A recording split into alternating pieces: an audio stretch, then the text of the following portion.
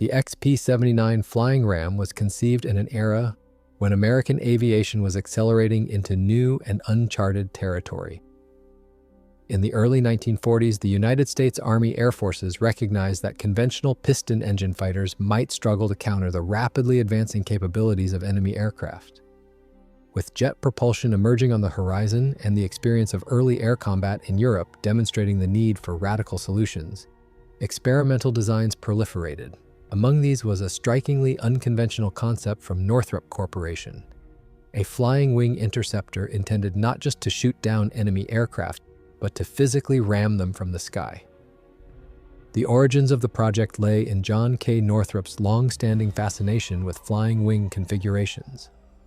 Northrop believed that eliminating the fuselage and tail would reduce drag, increase efficiency, and allow for unprecedented performance. The Air Corps Experimental Engineering Division took interest in these ideas and, in 1942, issued a contract for a small, rocket-powered interceptor that could achieve extreme speed and maneuverability in order to engage enemy bombers. Unlike traditional fighters, which relied on guns or cannons, this interceptor would employ reinforced wing structures to slice through the control surfaces of enemy aircraft, effectively turning the entire airframe into a weapon. The proposal was initially designated MX-324, later XP-79, and was revolutionary not only in its role but also in its construction. To withstand the stresses of ramming, the aircraft was to be built from magnesium alloy, a lightweight yet strong material that was far more advanced than the conventional aluminum structures of the time. The wings were designed to be thick enough to house the pilot, engines, and fuel, creating a compact flying wing with no fuselage or tailplane. The pilot would lie prone in the cockpit, reducing drag and improving G-force tolerance in high-speed maneuvers. It was an audacious concept, pushing beyond the boundaries of established aeronautical design. From the start, however, the challenges were immense. Magnesium was notoriously difficult to work with, being both hard to weld and highly flammable under certain conditions. The decision to use it reflected the desperate desire for innovation but added technical risk. The propulsion system was another hurdle. Early plans envisioned a rocket-powered aircraft, but development soon shifted to turbojet propulsion as rockets proved unreliable and impractical for extended interception missions. Jet technology in the United States was still in its infancy, and integrating such engines into a radical airframe only increased complexity. Despite these challenges, the Army Air Forces pressed ahead. The logic was that America might need a weapon capable of intercepting large formations of enemy bombers at high speed, and conventional gunnery might prove insufficient. The idea of a flying ram seemed extraordinary, but it was grounded in the wartime reality of exploring every possible method of air defense. The XP-79 promised not only a unique tactical capability, but also a chance to explore the aerodynamic and structural potential of flying wing aircraft. By the mid-1940s, with prototypes under construction, the XP-79 stood at the intersection of ambition and impracticality. It embodied the experimental spirit of wartime aviation, where no concept was too bold to test. Yet it also revealed the risks of pushing technology too far, too fast. Its origins captured the imagination of engineers and strategists alike. But as events would show, turning vision into reality would prove far more difficult than the bold drawings on Northrop's drafting table suggested. The prototype phase of the XP-79 was marked by technical hurdles, constant redesigns, and the difficulties of marrying radical concepts with unproven technologies. Northrop's engineers faced the challenge of producing a compact, high-speed flying wing out of magnesium alloy at a time when even conventional aircraft were struggling with the transition from piston power to jet propulsion. Early work began under the designation MX-334 as an unpowered glider to evaluate stability and control. These initial flights, conducted in 1943, showed that the prone pilot position offered advantages in terms of G-force resistance and visibility, but also highlighted how unconventional the controls felt compared to traditional fighters. Test pilots needed retraining to handle an aircraft with no tail and limited feedback through the control surfaces. The Army Air Forces initially envisioned rocket propulsion for the XP-79. The idea was to fit the aircraft with Aerojet rocket motors capable of blistering acceleration, allowing it to climb rapidly and intercept incoming bombers before they reached their targets. However, tests of rocket-powered prototypes exposed serious reliability issues. The MX-324, the first rocket-propelled version, managed short flights but proved unstable and dangerously unpredictable. Fuel handling presented risks, and the endurance of rocket engines was measured in minutes, making them impractical for the interception role. By 1944, attention had shifted to turbojet power, as General Electric's early jet engines promised greater reliability and longer operating times. The final design of the XP-79B incorporated two Westinghouse 19B turbojets embedded within the wings. These engines offered modest thrust, but gave the aircraft a chance to sustain flight long enough to test its concept. The airframe itself was compact and triangular with a wingspan of just 38 feet and a length of 14 feet. Control was provided by elevons on the trailing edges, while small fins on the wingtips aided in directional stability. The prone cockpit, buried deep within the nose of the wing, placed the pilot in a vulnerable but streamlined position. The aircraft's skin, made of welded magnesium alloy panels, was strong enough in theory to survive ramming attacks, though this feature would never be tested in combat. By the summer of 1945, the prototype was ready for flight testing. The war in Europe had ended, and Japan was nearing defeat. But the Army Air Forces were still eager to evaluate experimental designs that might influence post-war strategy. The XP-79B was moved to Muroc Army Airfield, later known as Edwards Air Force Base, where Northrop had been testing its other flying wing projects. The aircraft looked like no other on the ramp, a sharp-edged, futuristic machine with its engines buried inside and its pilot lying flat against the nose. On 12th of September 1945, test pilot Harry Crosby took the XP-79B aloft for its maiden flight. Initially, the aircraft climbed steadily and appeared controllable. Observers noted the stability of the flying wing design, a promising sign given earlier difficulties. However, only a few minutes into the flight, Crosby attempted to execute a slow roll. The XP-79 suddenly went out of control, tumbling violently. Crosby attempted to bail out, but the prone cockpit design made ejection extremely difficult. His parachute failed to deploy properly, and he was killed in the crash that destroyed the only completed prototype. The accident ended the program immediately.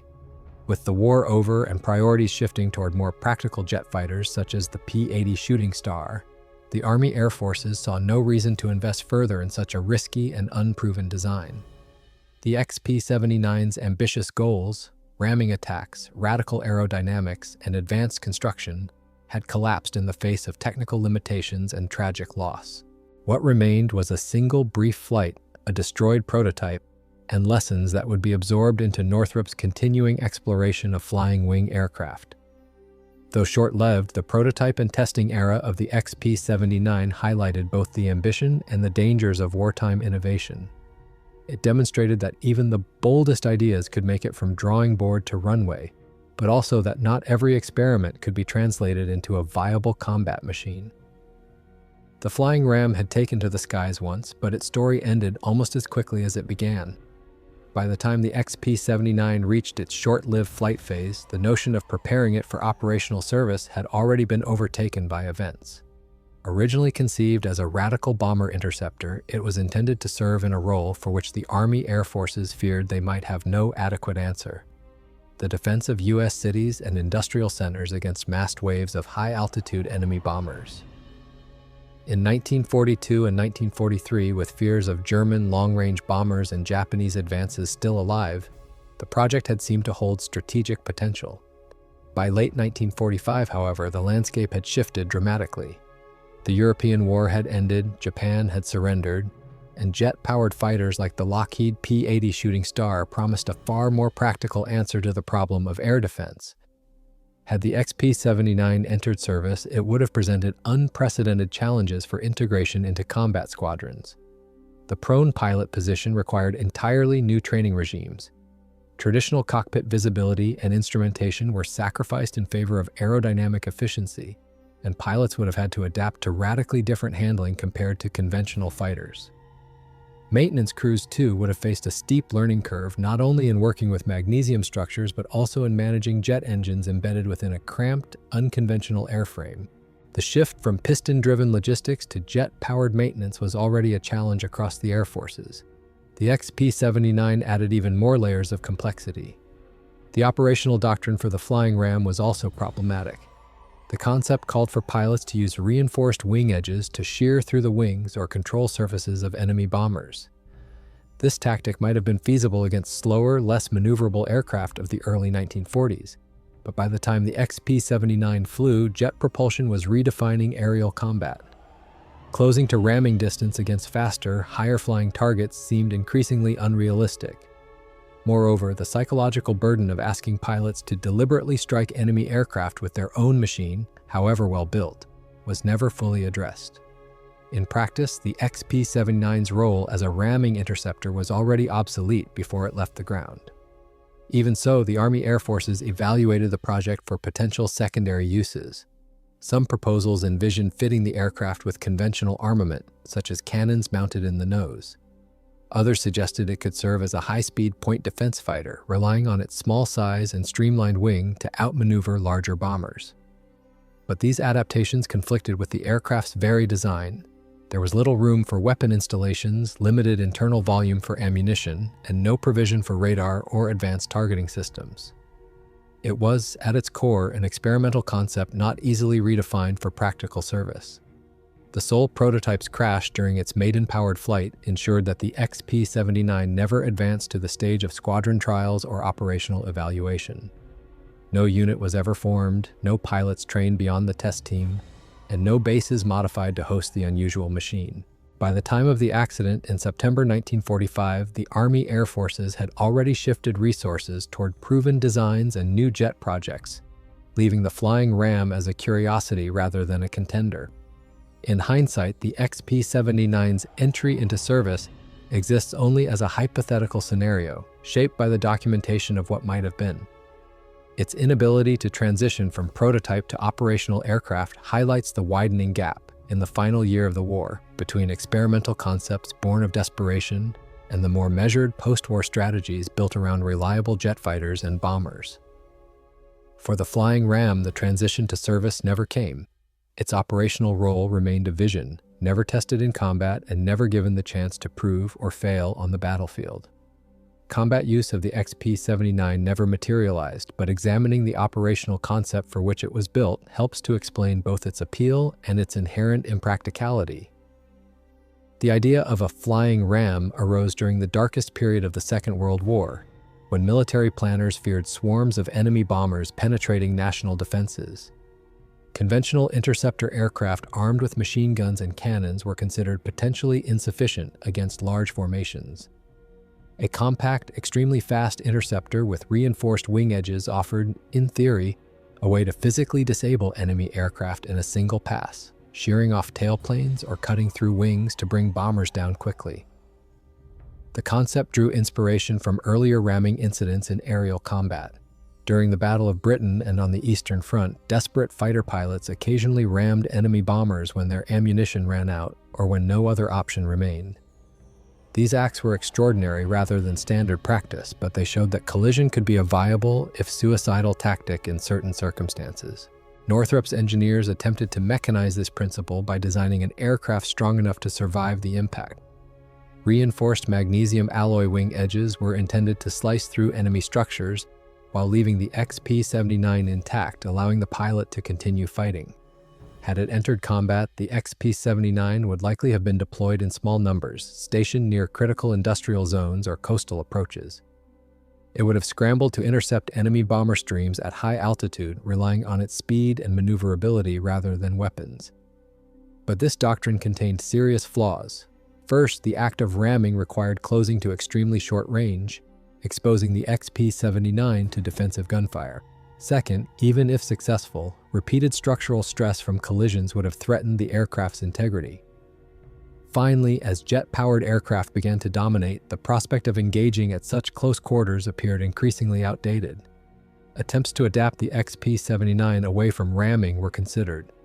Some engineers suggested arming it with cannon or fitting it for conventional interception, transforming it from a specialized weapon into a more traditional jet fighter. Yet the compact airframe offered little space for armament or sighting systems, and the prone cockpit limited situational awareness compared to conventional fighters. The Army Air Forces, already investing in the P-80 Shooting Star and other practical jet fighters, saw little value in pursuing a weapon that required so many compromises.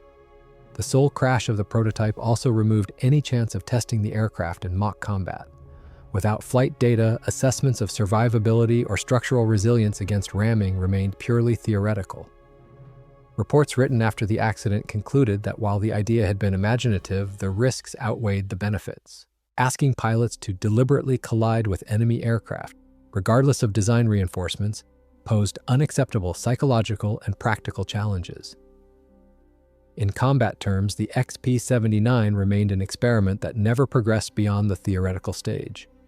It embodied the wartime willingness to explore every possible avenue of air defense, but ultimately highlighted the limits of unconventional solutions.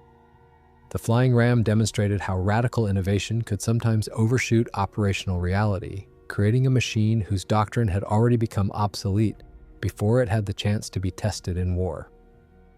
Although the XP-79 never advanced beyond a single prototype, the program produced several design variants and conceptual offshoots that revealed how Northrop and the Army Air Forces sought to adapt the concept to changing technological and strategic needs. Each version attempted to refine the balance between radical innovation and operational practicality, though none reached the stage of mass production or squadron deployment.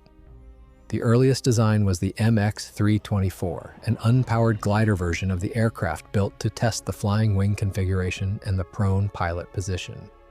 It first flew in July 1944, towed aloft, and released to glide back to the desert floor.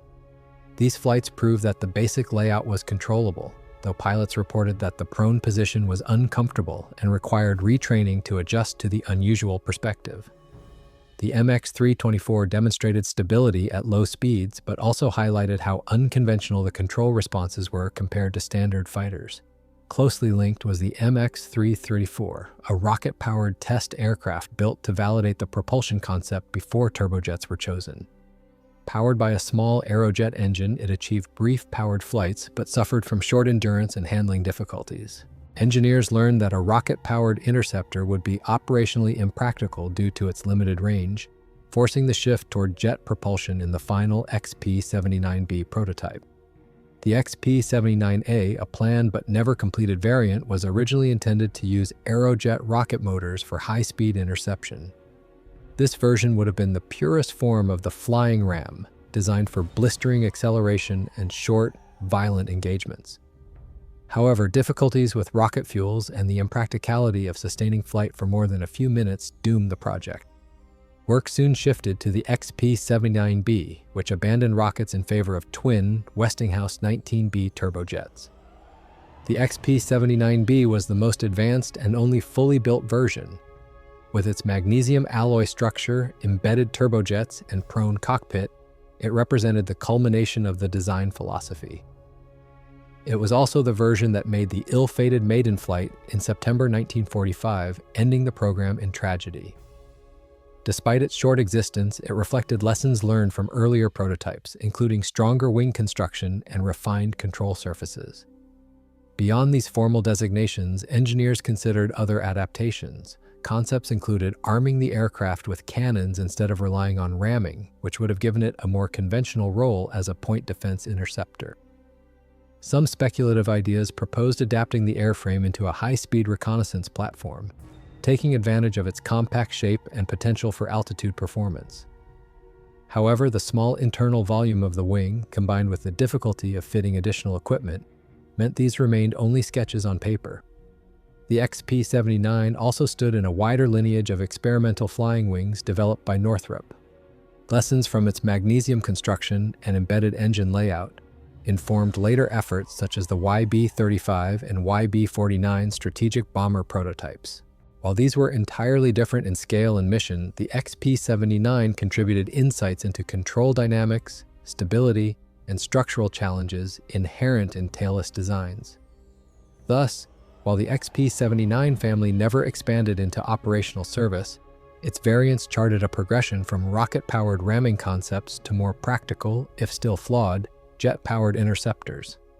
Each stage represented both the ambition and the limits of wartime innovation. The aircraft's evolution from MX-324 gliders to the final XP-79B showed how rapidly experimental projects had to adapt in response to technological breakthroughs and shifting strategic realities, even if in the end none fulfilled their intended role. The global impact and legacy of the XP-79 were less about its direct achievements, since it never advanced beyond a single tragic test flight, and more about what it represented in the broader trajectory of aviation. As a program, it symbolized the willingness of the United States during World War II to invest in bold, sometimes extreme concepts in the hope of finding decisive advantages in aerial warfare. Even though the aircraft itself failed, the lessons learned influenced later design philosophy and contributed indirectly to the development of jet-age technology. One clear legacy lay in its material and structural experimentation. The use of welded magnesium alloy in the XP-79 was unprecedented in American aircraft manufacturing. Although it proved difficult to work with and carried risks due to flammability, the project generated valuable data on how lightweight metals could be adapted to high-speed flight. This research foreshadowed post-war interest in advanced alloys and composites, materials that became essential in high-performance aircraft of the 1950s and beyond. Another legacy emerged through the flying wing design itself. John K. Northrop's belief in tailless aircraft found multiple expressions, from the small XP-79 to the much larger YB-35 and YB-49 bombers. While the XP-79 demonstrated some of the challenges, especially in control stability and pilot orientation, it also validated aspects of the flying wing concept.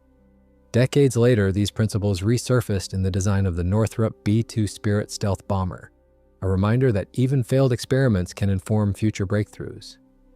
Culturally, the XP-79 became one of those experimental aircraft remembered as a what-if of aviation history.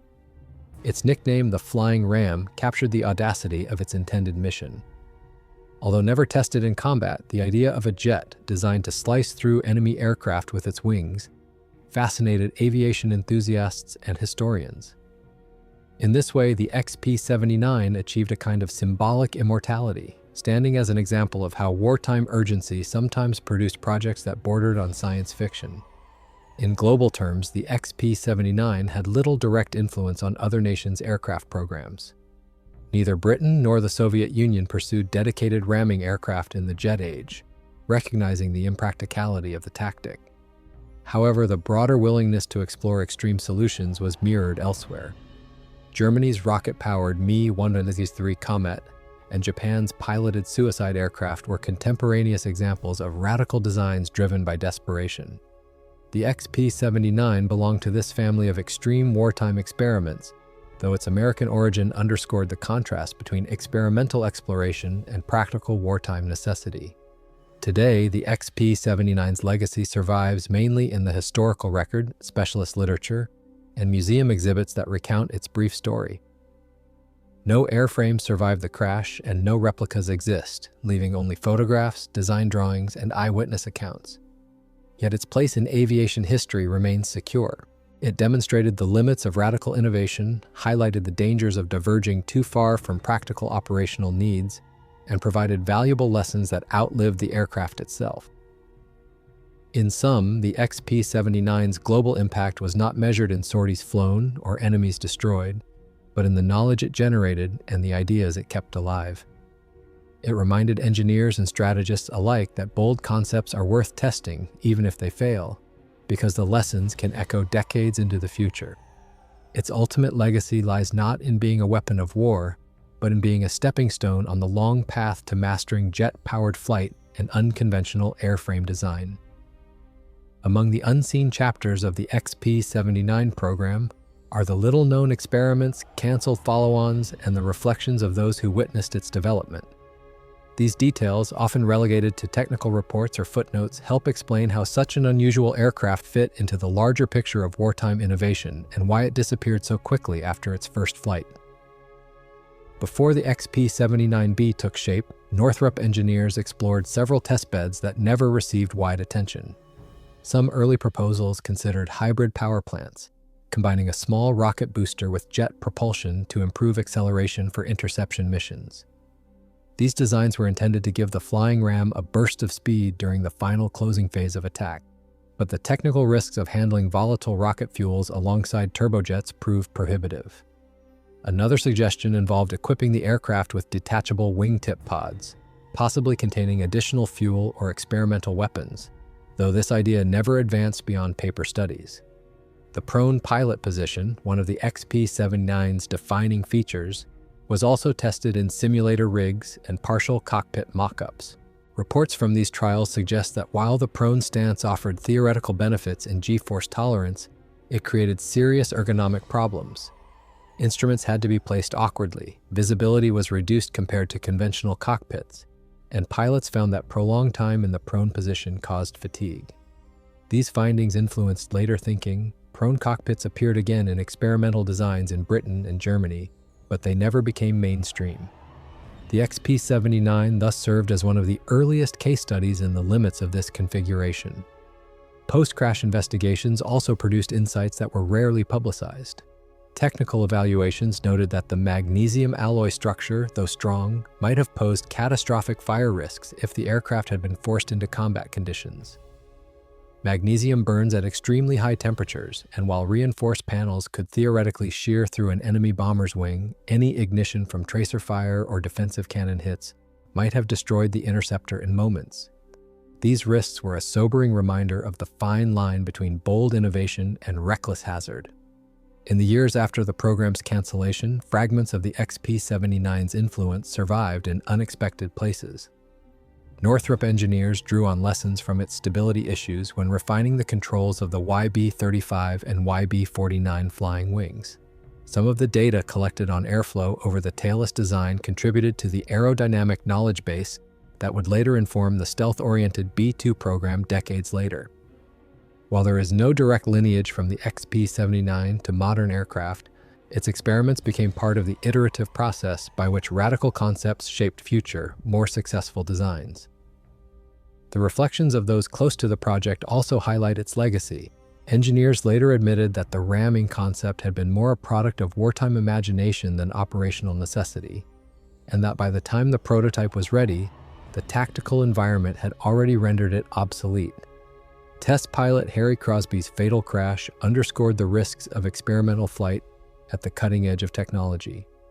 Within Northrop and the Army Air Forces, the incident reinforced the need for more systematic testing and better pilot escape systems, lessons that were applied to later experimental jets in the late 1940s. Forgotten today by the wider public, the XP-79's unseen chapters reveal it as a project caught between vision and impracticality. Its abandoned variants, its problematic ergonomics, and the sobering lessons of its one doomed flight all contributed quietly to the evolving science of aviation.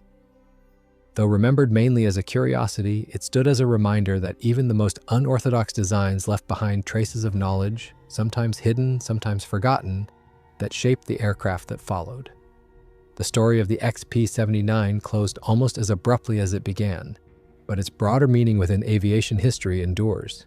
Its brief existence captured the essence of wartime experimentation. Daring concepts pursued under the urgency of conflict, often without regard to long-term practicality. In the end, the Flying Ram became less a stepping stone to operational combat aircraft than a cautionary tale about the limits of radical design.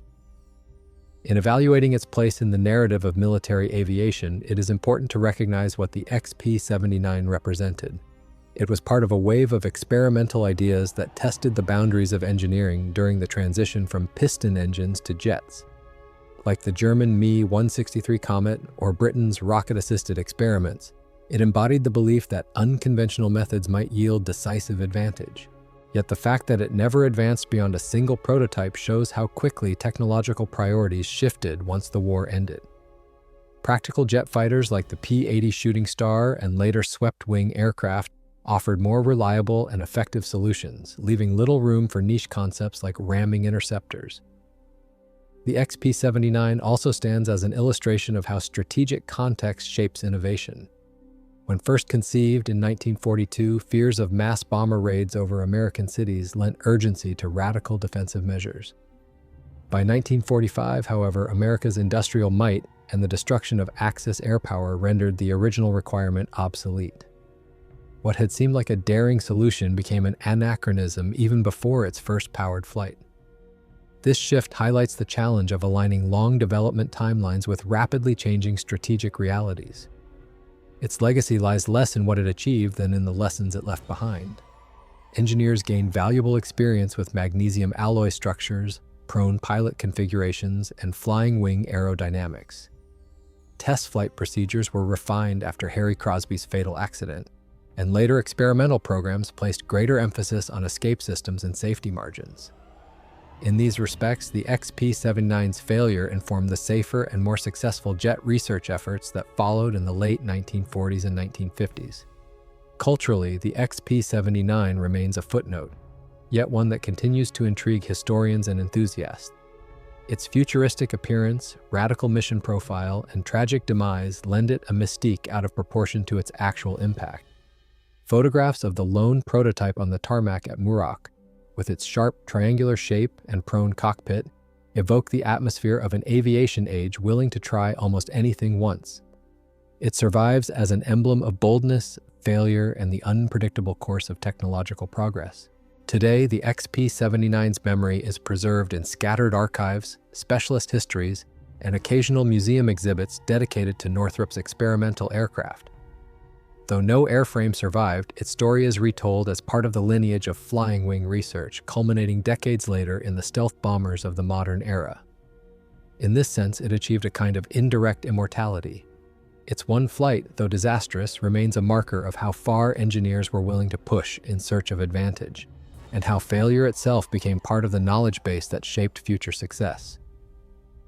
The XP-79 was ultimately a project that promised much but delivered only lessons. It demonstrated that innovation without operational viability cannot sustain a program, no matter how daring the concept. Its disaster on its maiden flight sealed its fate, but its legacy as an audacious experiment endures. A reminder that aviation progress has always been driven not only by triumphs, but also by failures that taught as much as they cost. In the decades after its cancellation, the XP-79 settled into the category of aviation history often reserved for ambitious failures. Unlike the mainstream fighters and bombers of the Second World War, which enjoyed long careers and cultural recognition, the flying ram survived only in photographs, scattered documents, and the memories of a few engineers and test personnel. Its obscurity is due in part to its short life, but also to the fact that it represented a design path that aviation did not pursue further. Historians have often revisited the XP-79 when examining the boldest wartime experiments. It is frequently compared to other extreme projects of the 1940s, Germany's rocket-powered interceptors, Japan's piloted kamikaze aircraft, and Britain's own prone pilot testbeds. In each case, these designs reflected the willingness of nations to gamble on unconventional methods when confronted with unprecedented challenges. Yet the XP-79 stands apart in one respect. It was an American aircraft conceived at a time when the United States was not under immediate threat of bombardment, suggesting that the program was as much about exploring the boundaries of technology as it was about answering a real strategic requirement. Technical literature that emerged in the post-war years preserved the XP-79 mainly as a case study in what not to do. Its magnesium alloy structure, once seen as innovative, was recognized as too dangerous for combat use. The prone pilot arrangement was acknowledged as offering theoretical benefits in G-tolerance, but too many practical disadvantages in visibility and endurance. And the tactic of ramming, however reinforced the wings might have been, was judged unrealistic in an era where air combat was moving toward radar-guided interception and beyond visual range engagement. These assessments relegated the flying ram to the margins of design history but ensured that its lessons were not entirely lost. Within Northrop's broader legacy, the XP-79 remains a footnote beside the more consequential flying wing projects like the YB-35 and YB-49. However, some of the engineering data from the program found its way into these later efforts, particularly regarding control surfaces and stress testing in tailless designs. In this sense, the XP-79's failure helped refine Northrop's eventual contributions to the lineage that would, decades later, culminate in the B-2 Spirit stealth bomber. The intellectual continuity of the flying wing concept ensured that even failed experiments left behind useful fragments of knowledge. For aviation enthusiasts, the XP-79 gained a kind of cult fascination. Its radical design and tragic test flight became the subject of articles, speculative drawings, and occasional museum exhibits that placed it alongside other experimental jets of the period. Without surviving airframes, it never achieved the physical presence of restored contemporaries, but its sharp triangular silhouette remains instantly recognizable in period photographs. In the narrative of experimental aviation, it represents both daring and overreach, a machine that looked futuristic but was fatally flawed. By the late 20th century, the XP-79 had come to symbolize a broader truth about technological progress in aviation: that not every idea, no matter how bold, can be translated into a viable weapon. Its memory serves less as a story of what could have been than as a reminder of the costs and limits of innovation. The flying ram may have lasted only a handful of minutes in the air, but it occupies a small yet enduring place in the history of flight, as an example of ambition untempered by operational necessity. The XP-79 story concludes not with a record of victories or a legacy of service, but with its role as a striking illustration of the limits of wartime imagination. Conceived in urgency, built with ingenuity, and lost in tragedy, it became a symbol of how quickly strategy, technology, and necessity can diverge. What began as a plan for a radical bomber-destroyer ended as a single brief flight and a crash that sealed its fate forever. In assessing its significance, one must view the flying ram less as a failed aircraft and more as an experimental step along the path of aviation progress. It demonstrated how engineers, driven by the fear of enemy bombers and the lure of new materials and propulsion, were willing to test ideas that lay well outside the boundaries of conventional doctrine. Its prone pilot configuration, welded magnesium structure, and flying wing design each offered lessons, some negative, some lasting, that informed future projects. The failure of the ramming doctrine underscored the importance of realistic operational planning, while the aerodynamic data from its tests fed into the continuing refinement of Northrop's tailless aircraft. The XP-79 also reflects the transitional moment between World War II piston-driven combat and the jet age that followed. At the time of its conception, the notion of a high-speed ramming interceptor appeared bold, if desperate. By the time it flew in 1945, the jet fighter had already emerged as the true answer to future air combat. The appearance of the P-80 Shooting Star, the German Me-262, and the rapid evolution of turbojet engines rendered the XP-79 obsolete before it ever left the ground. Its crash simply confirmed what strategic reality had already dictated. The concept no longer fit the needs of modern warfare. For historians and engineers, the XP-79 serves as a reminder that progress is never a straight line. Failures and dead ends contribute as much to the knowledge base as successes. In the post-war years, the lessons of the flying ram influenced material choices, cockpit ergonomics, and the development of flying wings. Decades later, when Northrop unveiled the B-2 Spirit stealth bomber, the conceptual lineage of tailless aircraft could be traced back through projects like the XP-79. In that sense, even a machine that never saw combat left a faint but lasting imprint on aviation history. Today, the XP-79 is remembered as one of aviation's curiosities, a futuristic silhouette that promised more than it could deliver. It occupies a unique place in the story of flight, neither a true weapon of war nor a purely academic prototype, but a daring gamble that ended in disaster. Its story is preserved in photographs, technical reports, and the fascination of those who study the margins of aeronautical history. The flying ram was, in the end, an aircraft defined by its contradictions. Bold yet impractical, advanced in concept yet obsolete in reality. Its single flight ended in tragedy, but its lessons endured. As with many experimental projects of its era, the XP-79 reminds us that the road to innovation is paved not only with triumphs, but also with failures that shape the future in unexpected ways. It remains a testament to the risks of wartime experimentation, and to the enduring truth that even disasters can leave behind knowledge that helps aviation take its next steps forward.